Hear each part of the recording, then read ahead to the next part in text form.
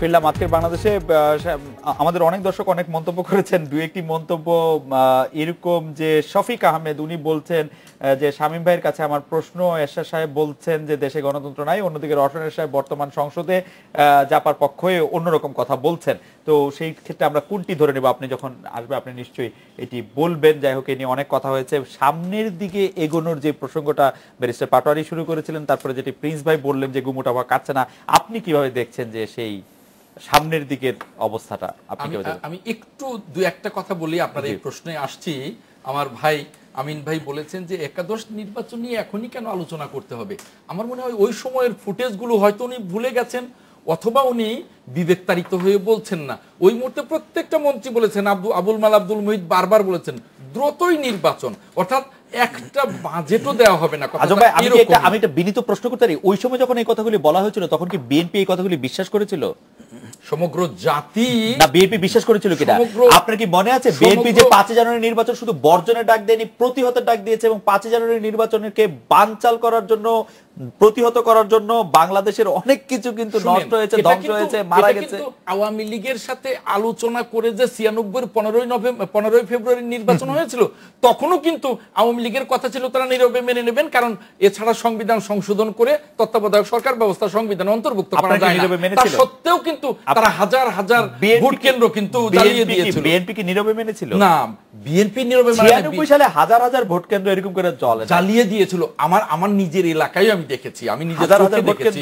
আমার নিজের এলাকায় তো হাজার হাজার না, আমার এলাকায় যতগুলো আছে সবগুলি নিয়ে গিয়েছিল, জ্বালিয়ে দিয়েছিল। কাজেই এটা উভয় পক্ষেই হয়েছিল। এখন আপনি যে কথাটা উনি বলেছেন যে 96-তে ওই জনতার মঞ্চের ওখানে মতিয়া চৌধুরীও নিগৃহীত হয়েছিলেন, তখনকার মেয়র হানিফও হয়েছিলেন, হয়তোবা কিছু টিয়ার গ্যাস বা পুলিশের ধাক্কা খেয়েছেন।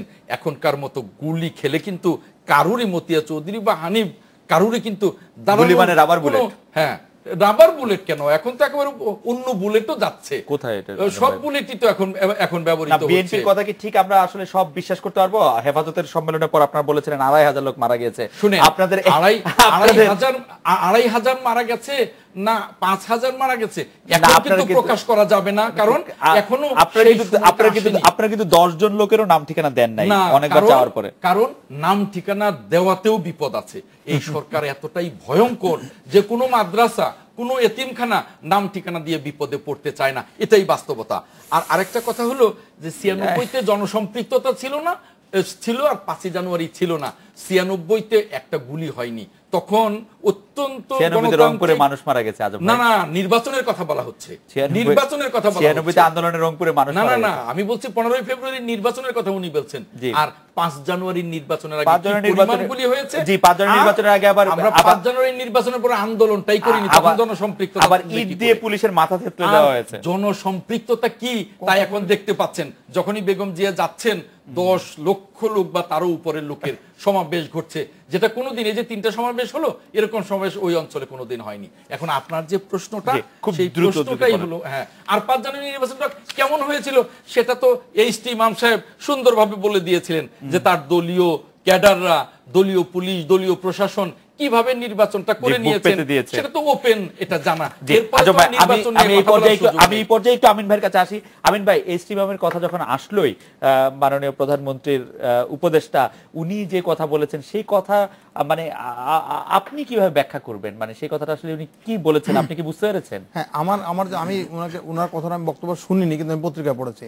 তো আমার পরে যেটা মনে হলো যে আমাদের দেশে যে যারা আমলা থাকেন তাদের একটা দাম্ভিকতা থাকে, তারা মনে করেন যে তারাই কিন্তু সবকিছু চালান।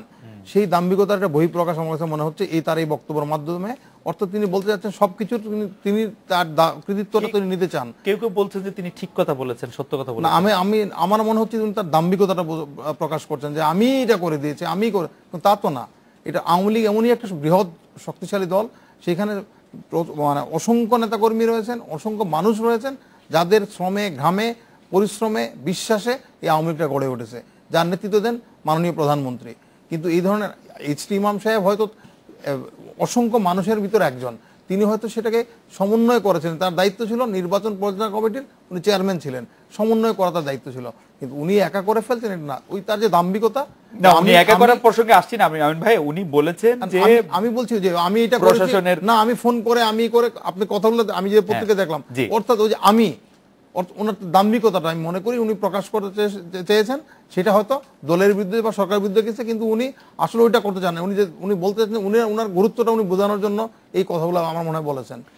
আমি একটু 30 সেকেন্ড বলি, 30 সেকেন্ড 10 সেকেন্ড। আচ্ছা, আমি এটুকু বলবো যে আসলে দাম্ভিক ঠিকই, কিন্তু উনি রাজনৈতিক ব্যক্তিত্ব না, তো কৌশল করতে পারেন, আবেগের বসে সত্য কথাটাই বলে। আমি আমার ব্যারিস্টার শামীম আহমেদ পাটোয়ারী, আপনার কাছে একজন দর্শক বলছিলেন যে এরশাদ সাহেব এবং রওশন এরশাদের যে দ্বিমুখী অবস্থান যদি হয় আপনার কথা মতে, এখন যে সরকারটি আছে এটাকে আমরা অগণতান্ত্রিক বলতে পারি না, আবার গণতান্ত্রিকও বলতে পারি না। অগণতান্ত্রিক কেন বলতে পারি না? কারণ এটা কোনো মার্শাল ল কু অথবা কোনো রেভলিউশন অথবা কোনো এক্সট্রা কনস্টিটিউশনাল কিছু এখন সংসদে বসে নেই। আবার গণতান্ত্রিক বলতে পারছি না, 5 জানুয়ারি ইলেকশনের গণভিত্তি ছিল না। এই দুটোর মাঝখানে এটা আছে, সুইজুরিস টাইপ। তো এখানে একজন দর্শক করেছেন যে আমাদের দলের একজন নেত্রী, আমাদের দলের নেত্রী, অন্যতম প্রেসিডেন্ট সদস্য, উনি এখন বিরোধী দলীয় নেত্রী। দেশে গণতন্ত্র থাকলে উনি আবার এটা কেন হচ্ছে, এটা হচ্ছে ওনার প্রশ্ন। আমাদের দেশের ইতিহাসের 42 বছরের ইতিহাস মোরলেস, তার মধ্যে সংসদ ছিল প্রায় 32 বছর বা 34 বছর বা একটু বেশি, বাকি সময়টা ছিল martial law, emergency something period. তাহলে 32 বছর বা 35 বছর দেশে কিন্তু সংসদ ছিল। এই 32 এবং 35 বছর যদি গণতন্ত্র চলতো তাহলে কিন্তু আজকের গণতন্ত্র সংকট আসতো না।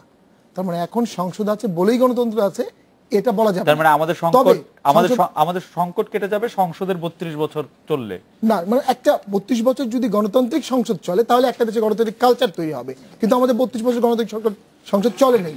এখন সংসদ যেটা আছে এটার উপযোগিতা আছে, প্রয়োজনীয়তা আছে, বাধ্যবাধকতা আছে।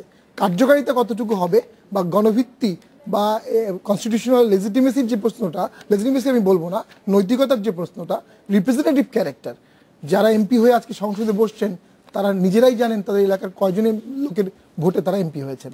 তো ওই জায়গাটায় প্রবলেমটা রয়ে গেছে। প্রিন্স ভাই, একটি জেনারিক প্রশ্ন করছি আপনাকে, যে বাংলাদেশের আমাদের দর্শকদের মধ্যে অনেকে বলছেন যে আমাদের দেশের অল্প কিছু লোক খারাপ আর বেশিরভাগ লোক ভালো, তারপর এই অল্প কিছু খারাপ লোকের জন্যই আমাদের রাজনীতির এই অবস্থা। আপনি কি এই বক্তব্যের সাথে একমত? না, আমি আমি তার আগে একটু 30 সেকেন্ড একটু মন্তব্য করতে চেয়েছিলাম। না, একটা হচ্ছে অনেক আলোচনা হয়েছে, যেমন এইখানে এই যে রাজনৈতিক দলগুলোর মধ্যে প্রধান সারির বলতে যারা ভোটের, আমি সেটা মিন করতে চেয়েছি, দেখুন যে পাল্টাপাল্টিটাই প্রধান, কি জনগণের সম্পৃক্ত কি করা যায় সেই জায়গাটা কিন্তু আমরা দেখতে পাচ্ছি না। এটাই আবার এমনকি যে ব্যাখ্যা 96-এর 15ই ফেব্রুয়ারি দিয়ে বলা হচ্ছে সেটাও তথ্য হিসাবে কারেক্ট না। 5 জানুয়ারিকে নিয়ে যেখানে এত বড় একটা বিএনপি যে রোল নিল, তারপরে যে বিশ্বাস করে তথাকথিত যে কথা বলা হচ্ছে এটারও কোনো বাস্তব ভিত্তি নাই। সময় নাই, ব্যাখ্যায় যাচ্ছে না। আমি এরপরে আসতে চাই এস.টি. ইমাম সাহেবের কথায়। আমি একটা উপজেলা থেকে একজন বন্ধু আমাকে ফোন করেছেন, আমি সেইটা একটু বলতে চাই। সাধারণভাবে উনি কি বলেছেন এটা কিন্তু পরিষ্কার, আমার মনে হয় এটা কোনো উনি ঘোর প্যাস করেন নাই। দুইটা কথা বলছেন, যে একটা ওই যে মানে কি বলে চাকরির ভবিষ্যতের জন্য কি দাঁড়াবে, আরেকটা হচ্ছে নির্বাচনকে সামনে রেখে কি করছে। দেখুন, আমরা বরাবর বলছি বামপন্থীরা কমিউনিস্ট পার্টির পক্ষ থেকে নির্বাচনকে চাঁদ শত্রুর হাত থেকে মুক্ত করতে হবে। তার মধ্যে একটা আমরা বলি যে প্রশাসনিক কারসাজি, নির্বাচনের মধ্যে উনি এবার যে পয়েন্টটা তুলে ধরেছে সে নির্বাচনিক কারসাজির একটা পার্ট। এটা শোনার পরে আমার এক মানে কমরেড ফোন করছে যে আচ্ছা ভাই, ওই যে টেলিভিশনে বিজ্ঞাপন দেখি কি খাইলে নাকি সত্যি কথা বলে দেয়, তা ওই ইমাম সাহেব বোধ হয় ওই রকম কিছু খাইছে টাইছে সত্যি কথা বলছে। তা আপনারা পারলে বিএনপির যারা এরকম দায়িত্বপ্রাপ্ত ছিল তাদের ওইটা একটা খাওয়ান আর জাতীয় পার্টির খাওয়ান, তাহলে জাতি ওই সময় কোন ধরনের ঘটনাগুলো ঘটছিল নির্বাচনকে সামনে রেখে বিএনপির আমলে জাতীয় পার্টির আমলে এটা জানতে পারবে। তা সেইটা আমরা জানার অপেক্ষায় আছি। এটা জানলে আমরা যে দীর্ঘদিন ধরে বলছি বামপন্থীরা সেটা পরিষ্কার হবে। আর যে কথা বলছেন এই ব্যাপারে পরিষ্কার কথা, আমি যেটা বুঝি প্রকৃতপক্ষে বাংলাদেশের মানুষ অধিকাংশই এখনো ভালো মুষ্টিমেয় মানুষ, যারা বিশেষ করে উপরের তলায় থাকে তারাই প্রধানত আমরা যেটা করছি একটা খারাপ উদাহরণ সৃষ্টি করছি, সেইটাকে ধরে কিছু সংক্রামিত হচ্ছে।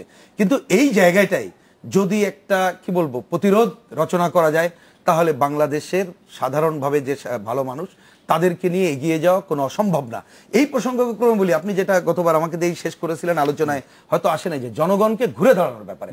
জনগণকে ঘুরে দাঁড়াবে তো জনগণ কখন? সে যখন একটা ভরসা পাবে, সে তো অবশ্যই সেই ভরসা দেখাতে হবে রাজনৈতিক দলগুলোকে। এটাই সত্য, যেমন ওনারা দেখাতে পারছেন না, আমরাও বামপন্থীরা এখনো পর্যন্ত জনগণকে সেই ভরসা দেখাতে পারছি না। তারা হয়তোবা আমাদেরকে রেসপেক্ট করছে, কিন্তু আমাদের প্রতি সেই ভরসা নাই, যে আস্থা আসছে না, সেই কারণেই হচ্ছে না। এই ধরনের একটা আস্থাবাদন শক্তি যদি আসে ঘুরে দাঁড়াবে। এবং মনে রাখতে হবে, যতক্ষণ পর্যন্ত আস্থাবাদন শক্তি আসছে না, তখন যদি আবার এই যে পাল্টাপাল্টি রাজনীতি যারা করছে, যাদের কাছে ক্ষমতাটাই প্রধান, নীতিটা প্রধান না, ওর মধ্যে আবদ্ধ থাকবে, জনগণও ঘুরে দাঁড়াবে না, জনগণের ভাগ্যের পরিবর্তন হবে না, আমরা এটার মধ্যে ঘোরাফেরা করতে থাকবো। আমরা আরেকটা বিরতি নিচ্ছি, বিরতির পর এসে আজম ভাই ও আমিন ভাই আপনাদের কাছ থেকে একটু জানতে চাইবো যে আসলে কি রাজনীতি ক্ষমতা কেন্দ্রিক রাজনীতি ছাড়া অন্য কোন রাজনীতি, মানে জনগণের পক্ষে রাজনীতি আসার কোনো সুযোগই আছে কিনা, মানে ক্ষমতায় থাকা ছাড়া রাজনীতির আর কোনো জায়গা আছে কিনা? প্রিন্স ভাইরা বারবার বলেন যে আপনাদের রাজনীতি ক্ষমতা কেন্দ্রিক রাজনীতি, কিন্তু ক্ষমতা কেন্দ্র ছাড়া আর কোনোভাবে রাজনীতির কোনো সুযোগ আছে কিনা সেটা আপনাদের কাছে শুনবো। আমরা একটা বিরতি নিয়ে ফিরছি আপনাদের কাছে।